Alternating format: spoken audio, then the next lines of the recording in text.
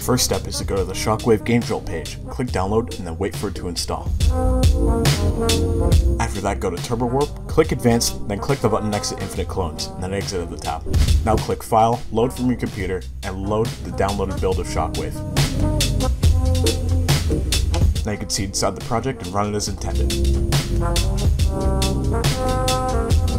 Say you have a map in the editor that you want to load into the engine. Go to the editor and press the floppy disk button. Click Save Your Map and then copy the text. Go back into Shockwave's tab and pull out a Load SW2 map block. Paste your text in the block and then click the block to execute it.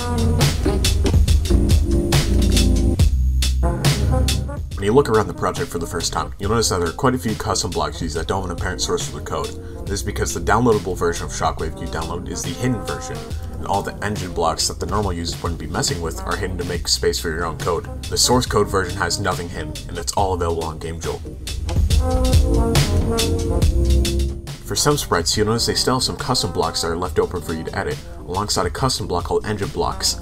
This is a compensation for how Scratch handles hidden blocks, as they're not available anymore through the custom block tab. You simply grab one of these blocks called engine blocks, duplicate it, and then use it.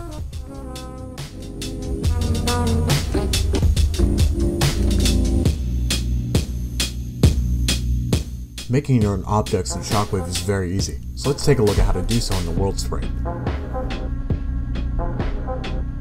The block to create objects is called a dynamic at.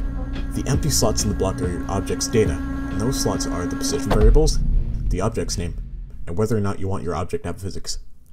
In the position variables, you can only put in numbers. You can put whatever you want as the name, and the last physics must be a 0 or 1. 0 is false and 1 is true.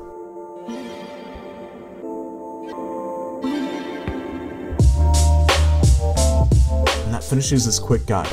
Thank you to Sky for letting me voice act this, and I'll see you guys another time when I finish something.